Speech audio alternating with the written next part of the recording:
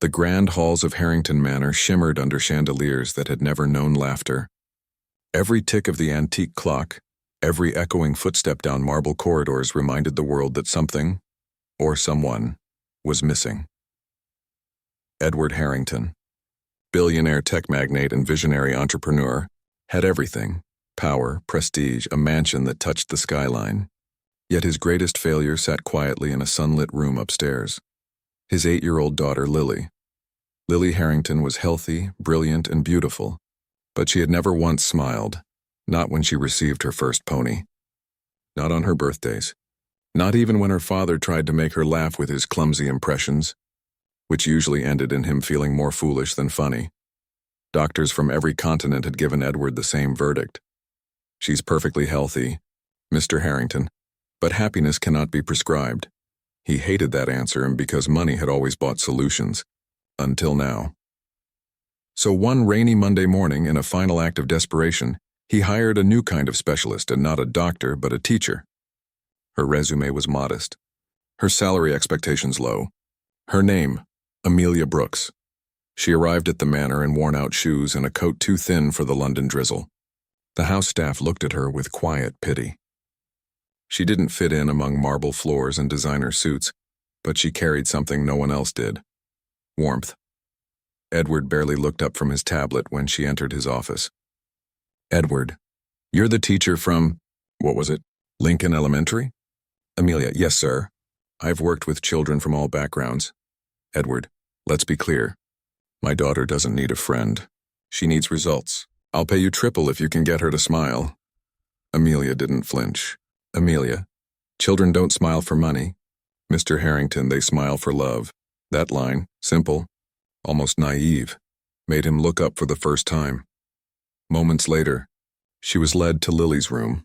The little girl sat by the window sketching. A soft hum of rain filled the silence. She didn't look up when Amelia entered. "Amelia. Hi, Lily, that's a lovely drawing." "Who is it?" No answer, just the soft scratch of pencil on paper. Amelia, smiling. "That's okay. You don't have to talk yet. I'll just draw too." She pulled out a scrap of paper and began doodling, a silly cat wearing sunglasses. Amelia whispering, "Meet Professor Whiskers. She's terrible at math, but very stylish." For a split second, something flickered in Lily's eyes.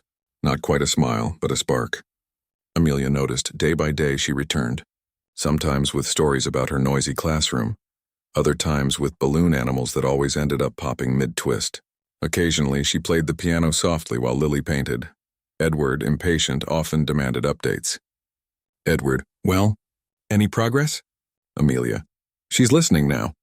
That's progress enough. But as Amelia watched the father pace the halls like a man trapped in his own success, she began to understand. Lily's silence wasn't the illness, and her father's was. One evening, Amelia discovered Lily's sketchbook lying open on the piano. Inside was a haunting drawing: a man surrounded by glowing computer screens and a little girl behind a glass wall. Between them, a gray cloud. The next morning, Amelia approached Edward during breakfast.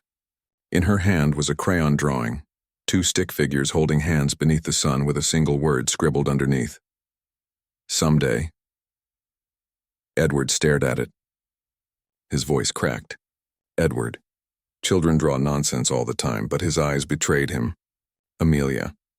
Maybe she's waiting for that someday, and the day she feels safe enough to smile. Edward, tense. "And what makes you think you can make that happen?" Amelia. "Because I still believe kindness works. Even here." That afternoon, while Amelia was setting up paints, Lily finally spoke, her voice barely above a whisper. "Lily, Miss Brooks, do you think someday can come soon?" Amelia froze. It was the first time she'd heard her speak. Amelia. "I think someday might be closer than you think." And as she smiled, the corner of Lily's lips trembled. Just a flicker, but it was real. A week later, the mansion began to change. The piano that had gathered dust for years now sang again, simple melodies played by 2 small hands guided by Amelia's patient voice. Housekeepers whispered. Even Edward found himself pausing outside the music room door, listening longer than he meant to. But still no smile. Not yet. On a snowy Friday morning, Amelia announced a special outing, a winter art day at the city park. She invited Edward too, though she doubted he'd come. Yet an hour later, his black limousine rolled up beside the snow-covered playground. He stepped out in a tailored coat, looking comically out of place among laughing children in bright mittens. Lily was kneeling in the snow, quietly building a tiny snowman alone. Amelia crouched beside her. "Amelia, need a hand, sweetheart?" Lily shook her head. Across the field, Edward stood stiffly, unsure how to bridge the gap between them. Amelia walked over to him. "Amelia, you could join her, you know. She might like that." Edward, "I don't know what to do." Amelia, smiling. "Then start with that. Just be here." He hesitated, then trudged toward his daughter, kneeling clumsily beside her. Edward, "Think we can make him bigger?" Lily looked up, startled, but then nodded. Together, they worked. Snow piled up on their gloves. Laughter from other children drifted through the air. For the first time, Edward didn't feel like a stranger in his own child's world. When he placed the final touch, a red scarf around the snowman's neck, Lily stared at him for a long moment. Her lips trembled. Her eyes shimmered, and then she smiled. It was small, fragile, perfect. Amelia gasped softly. Edward froze, every second stretching like eternity. Edward, voice shaking, "Lily, you're smiling." Lily, "Because you finally looked at me, Daddy." The word shattered him. Tears filled his eyes. He pulled her into his arms as if afraid she'd disappear. For the first time since her mother's death, a past he'd never spoken of, Edward allowed himself to cry. Snowflakes fell like blessings around them, silent and pure.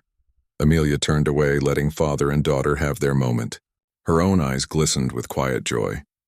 That evening the mansion was different. The grand piano echoed again, this time with laughter between notes. Lily's drawings, once lonely and gray, now showed color. 3 figures holding hands beneath a bright sky. Edward found Amelia by the foyer, packing up her lesson notes. "Edward, Miss Brooks." His tone was softer now, stripped of authority. "Edward, I spent millions trying to fix what wasn't broken. All she needed was love, and someone who believed in her." Amelia, "Children don't need perfection, Mr. Harrington. They just need presence." He nodded, voice trembling. "Edward, you've given me more than I can repay." Amelia, "Maybe you already have." They looked toward the music room, where Lily sat drawing 3 smiling faces, one tall, one kind, one small. As Amelia turned to leave, Lily ran to her and wrapped her arms around her legs. "Lily, don't go too far, Miss Brooks. Daddy and I still need lessons." Amelia, laughing softly, "Don't worry, sweetheart. I'm just a call away." Edward stood behind her, emotion thick in his voice. "Edward, you've given me back my daughter. And maybe myself." Outside, snow continued to fall over Harrington Manor. But now, instead of silence, it carried the faint sound of laughter through its halls. The house that had once been cold and echoing was finally alive. And as Edward watched, Lily play the piano, her smile glowing like sunlight on frost, he realized that true wealth was never found in his vaults or investments. It lived right there in that sound, in that smile,